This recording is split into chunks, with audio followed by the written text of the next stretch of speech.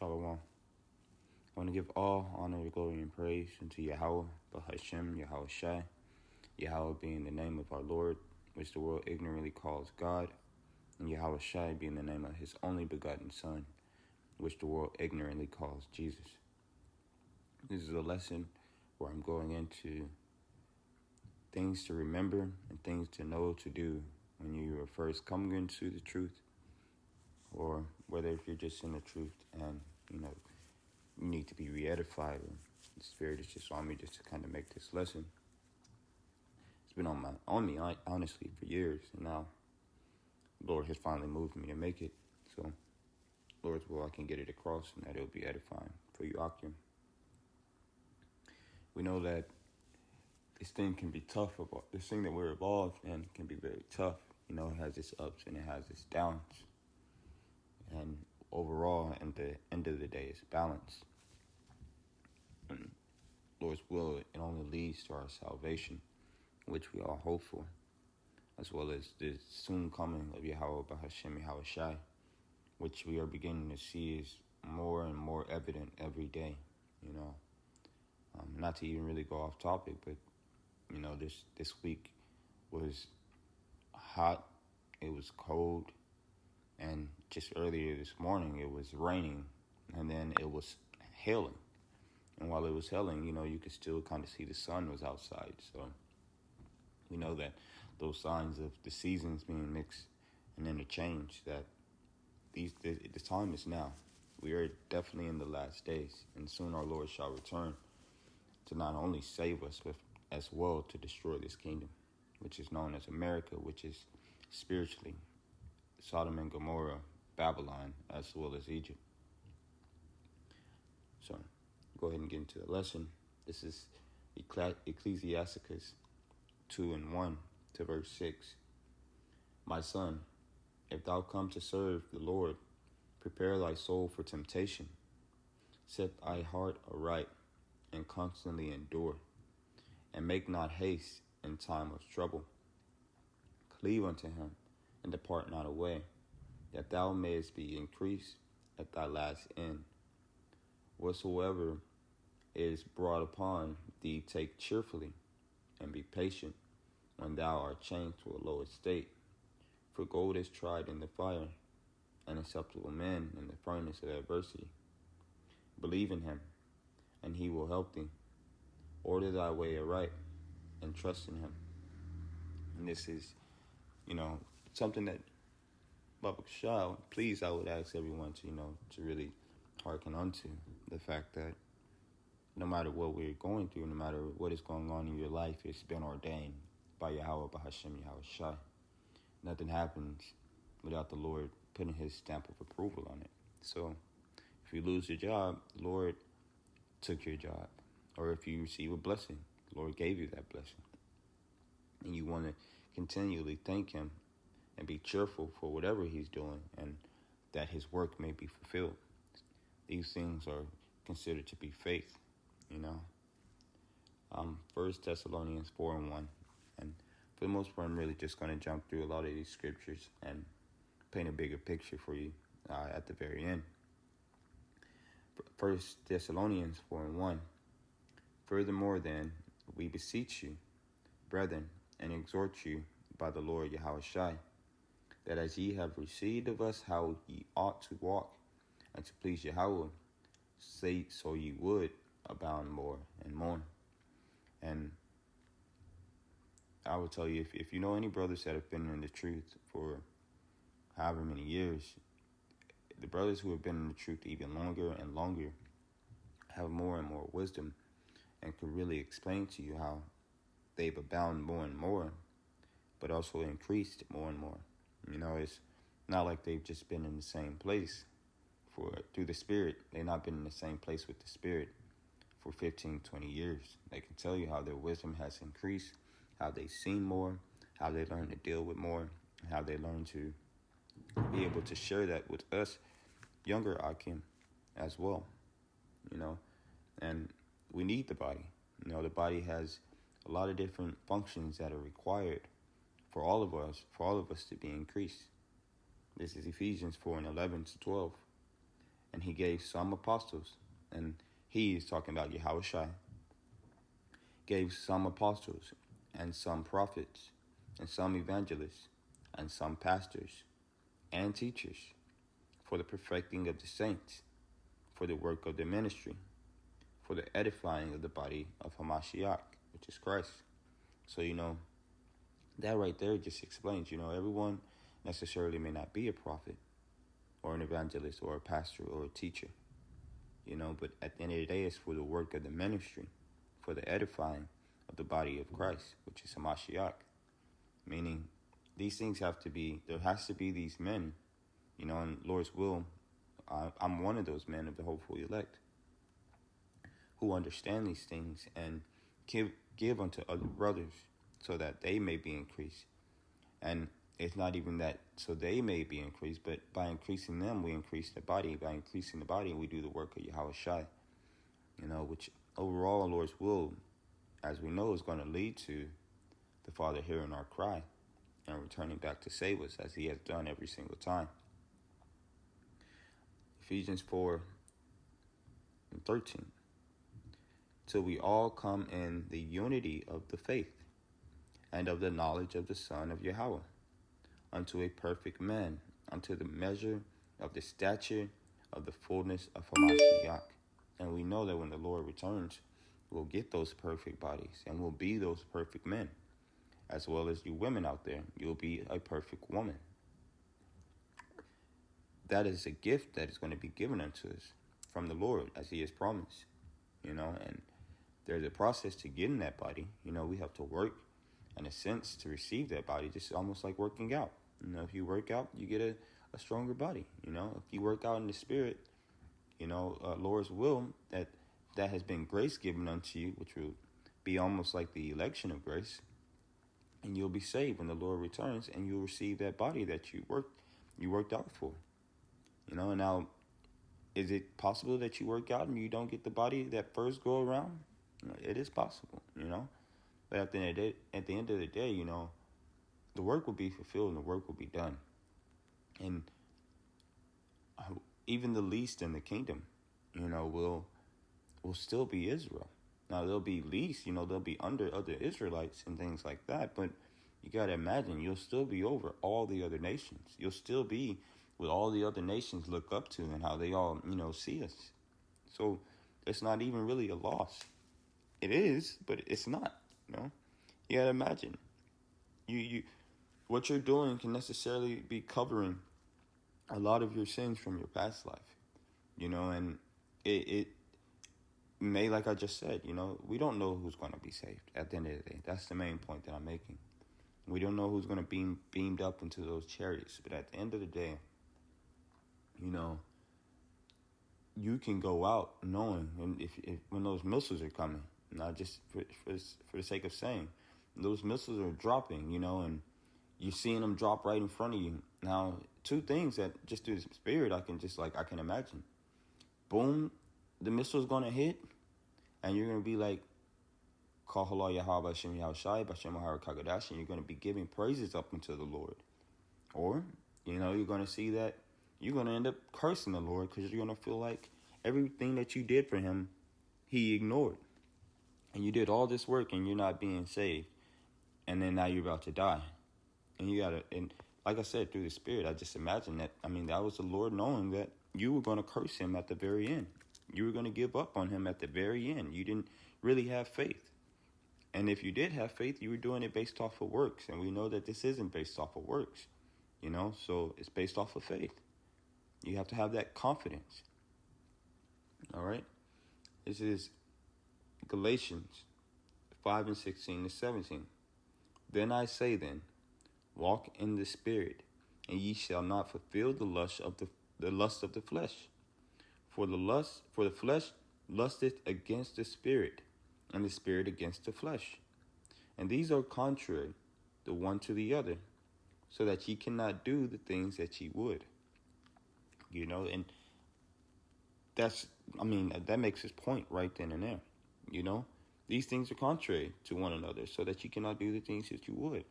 Which I believe it goes into the precept which explains that Why is it the things that I want to do, I do not, and the things which I hate, I do? You know, that faith has to work in you. Yahweh Shai has to dwell in you, you know.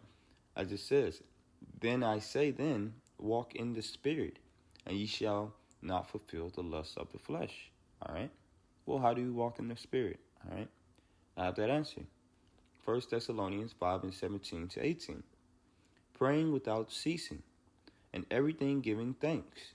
For this is the will of Yahweh and Hamashiach, Yahweh Shai, concerning you. This is his will, not our will. And we went into just a few precepts above, you know, pray without ceasing, giving honor and glory unto Yahweh Shai for everything, you know. Somebody cuts you off while you're driving, all praise be unto Yahweh Bashem Yahweh Shai. You're in a rush somewhere, and you keep running into red lights, the water Yahweh Bashem Yahweh Shai. You don't know what he's saving you from, for one. And as annoying and frustrating as things can be sometimes, you really have to, praying, for me, has helped me just be able to detach from this world. Your boss getting on your nerves, pray. You find $1 on the ground, pray. You know, these things help you to walk in this. Prayer helps you to walk in the Spirit constantly. You're constantly, in a sense, keeping your mind on Yahweh Bashem Yahweh Shai. You're taking away that thought that you are in control of anything. And we're not. Man's goings are of the Lord. Or if we paraphrase in another scripture. So if we know that we can't be in control of anything, then what else can we do outside giving all the honor, glory, and praise unto Yahweh? Bahashem Yahweh Shai. It's that simple. It seems so complicated, but it's that simple. And just not even really to go off of topic just for a little bit, but you know, when I first came into this thing, I had a beautiful teacher who was able to teach me a lot and tell me a lot. He introduced me to the body and the brothers, and they know so much, beginning with the Camp GMS, the elders, apostles, and bishops, who have taught them the truth and then them taught it to me. Double honors into them. You know? And I even went through a very hard time, man. I had a smoking demon on me.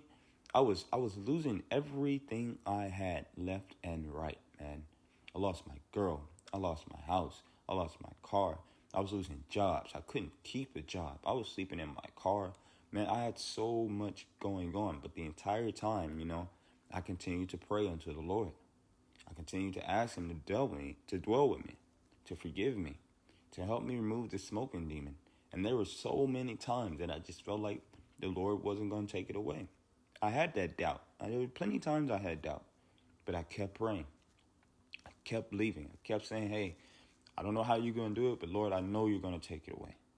You know, and one day I was preaching at the job, and the Lord sent a prophet in, and he said, he pretty much called me back. He said, hey, man, it's time. It's time.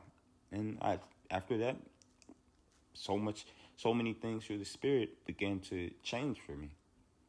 And I received that increase. But it was a process. It didn't happen overnight. For some brothers, it may happen overnight. For some brothers, he may have to try you in the fire so that you can come out gold or something precious, you know. But it's definitely a process, you know. So just to get right back to where we were, I'll go back into that 1 Thessalonians 5:17-18. Pray without ceasing, and everything give thanks, for this is the will of Yahweh Bahashem Yahweh Shai and Hamashiach Yahweh Shai concerning you. You know, we know every man has to work out his own salvation. So this is concerning you. Whoever is listening, this is concerning you.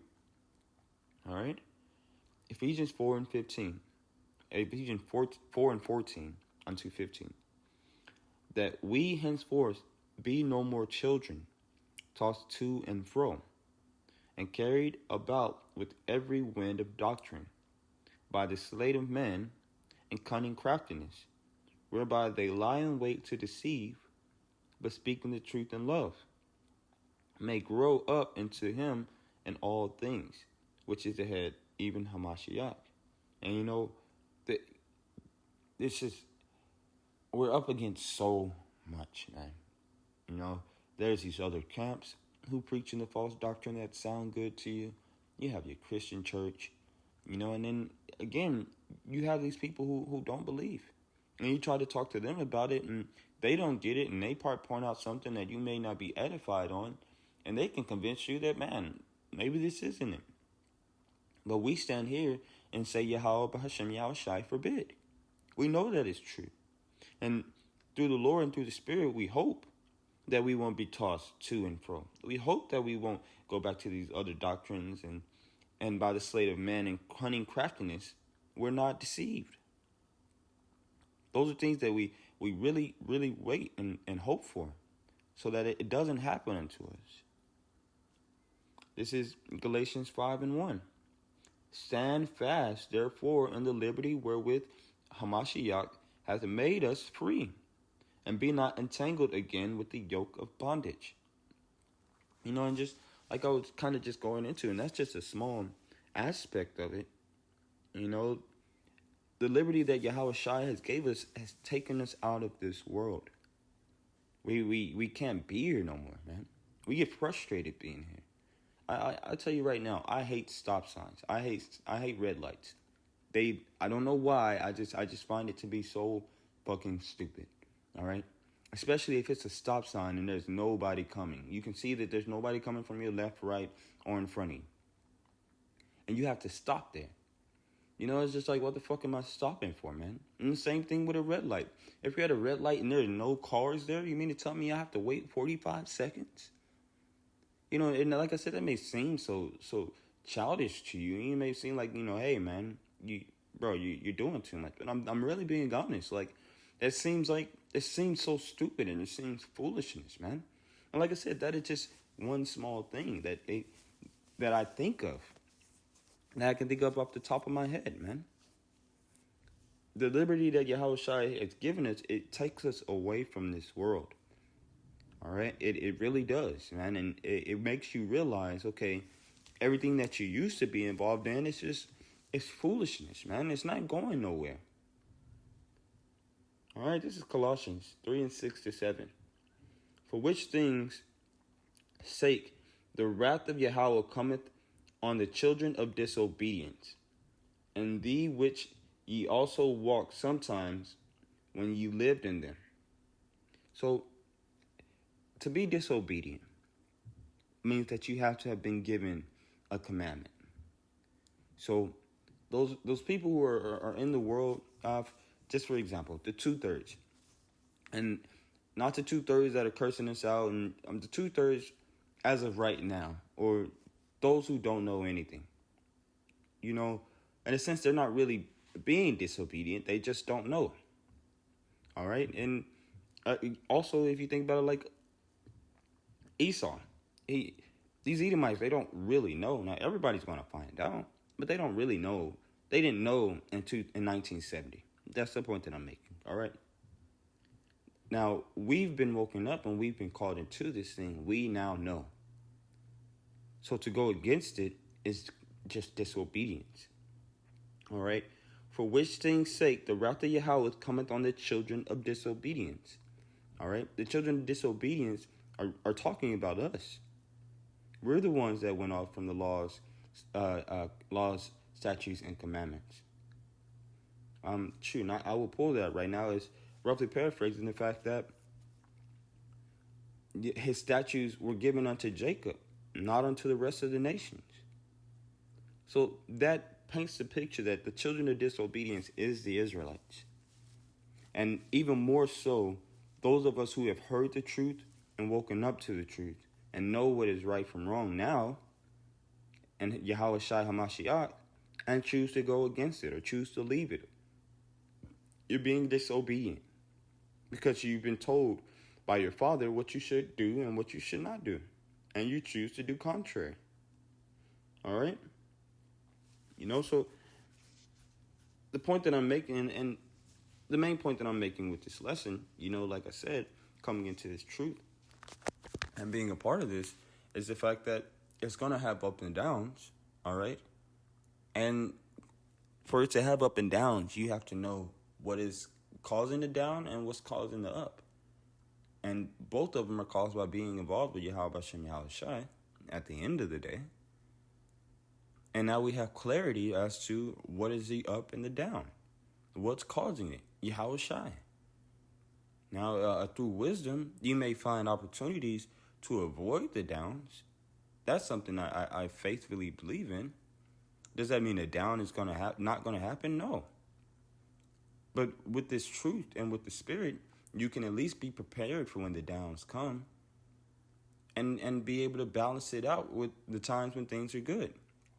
And that's really what I'm about to go into with the last three scriptures. It's the story where Joseph was sold into Egypt, and pretty much he saved Egypt.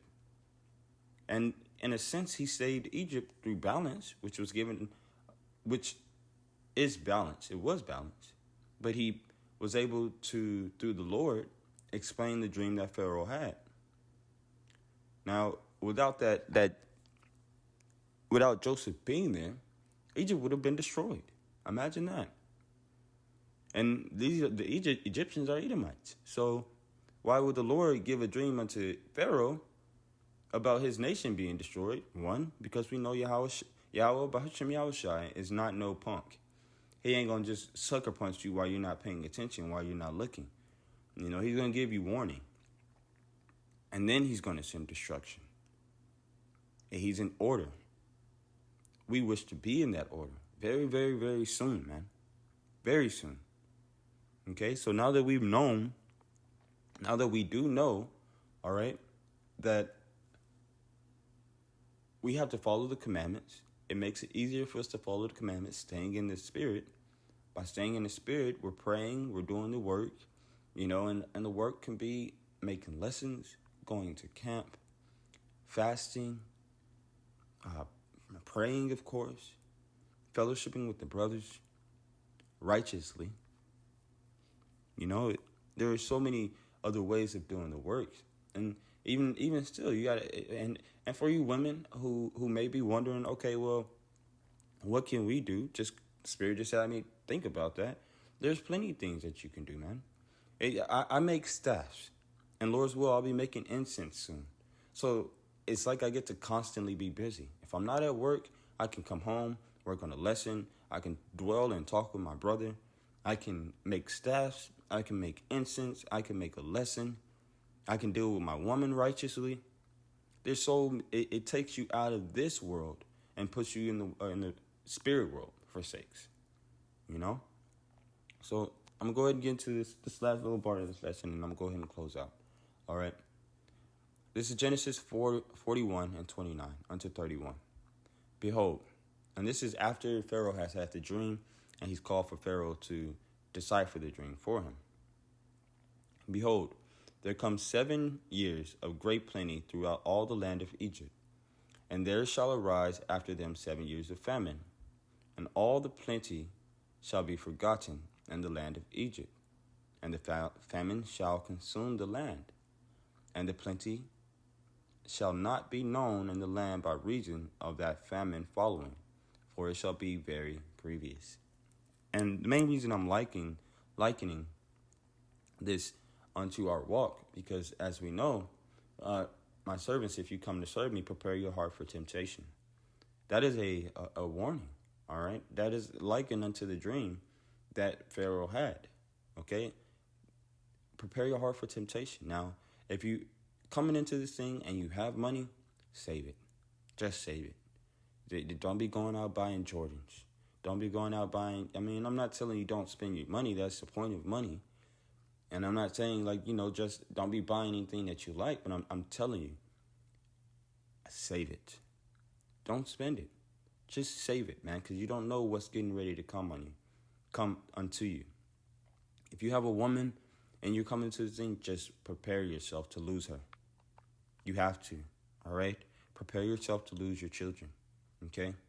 Now, does that mean that you're going to? No, all right? But these are things that you can begin to get your mind ready for, so that when it happens, you're not dismayed and you're not utterly destroyed, losing your mind and losing everything that you have, Genesis 41 and 32 to 33. And for that, the dream was doubled unto Pharaoh twice. It is because the thing is established by Yahweh, and Yahweh will shortly bring it to pass. Now therefore let Pharaoh look out a man discreet and wise, and set him over the land of Egypt. Well, what is this likened unto? This is likened unto when you, like I said, now that you're in the truth, you have to look unto a man that is discreet and wise. That is the brothers, beginning with the Camp GMS. You have to seek these men out. Roughly paraphrasing, where you should wear out a prophet's doorstep. You should constantly, hey, man, question after question. This is going on. How should I do this? How should I go about it? Just as Pharaoh did. And Pharaoh didn't just, oh, man, let me go find a prophet. No, but the Lord set it up to where the men around him knew of Joseph, and knew that Joseph was able to decipher a dream that he had. And so there you go. Now, us being in this kingdom now, you have YouTube, you have all these other things, devices where you can seek out the Lord. If not, then, you're doing contrary. Because we read up earlier, he's given prophets and apostles and evangelists and teachers and pastors. He's given us that for the perfecting of the body. So it's required that we have these things because he's given it unto us. You have to have a wise counsel. All right? So there you go. You have it right then and there, like I just said. So if you're coming to this thing and you're doing really well, it would only make sense that you save. Save as much as you can. If you're coming to this thing and you're not doing too good, you should still be trying to save whatever you can, as well as talking to the prophets and being around the body. These things are going to help you when that calamity comes, all right? And once again, like I said, it balances. If you're doing well, you should be saving for when you do bad. So that way when you're doing bad, you have what you saved from when you were doing good.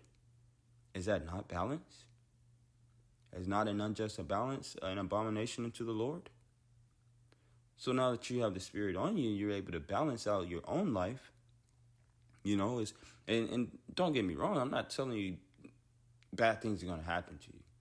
But through the Spirit, I from my understanding, if you talk to any of the brothers, they'll tell you, yeah, man, hey, be ready, because it's going to come out of nowhere, man. You can be very wealthy and everything, boom, now you have cancer. You can be very wealthy, your wife leave you. Now you have half the money that you used to have.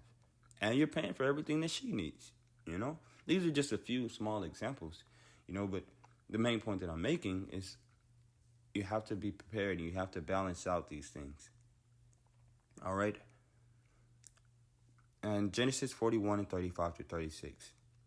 And let them gather all the food of those good years that come, and lay up corn under the hand of Pharaoh, and let them keep food in the cities, and that food shall be for store to the land against the 7 years of famine, which shall be in the land of Egypt, that the land perish not through the famine.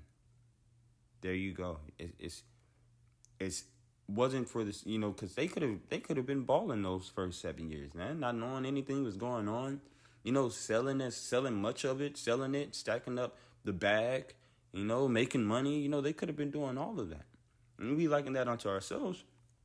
Coming into the truth, you can have a really good job, like I was saying, have plenty of money, be buying this and that, now you feeling good, you have a little bit of pride on you, and you pretty much like, man, I don't give a fuck about none of these people, man. I'm an Israelite, I'm doing good, man. Fuck these Edomites, fuck my boss, all that. All that is very possible. And then boom, sudden destruction can come your way. That the Lord has just been building up and building you up and building up for it to happen. And let me tell you, as a testimony of mine, like, it can happen. It can very much so happen. And like I said, you can go unto any one of the brothers and you can ask them, and they'll tell you it is very possible to happen. And then you can read the book.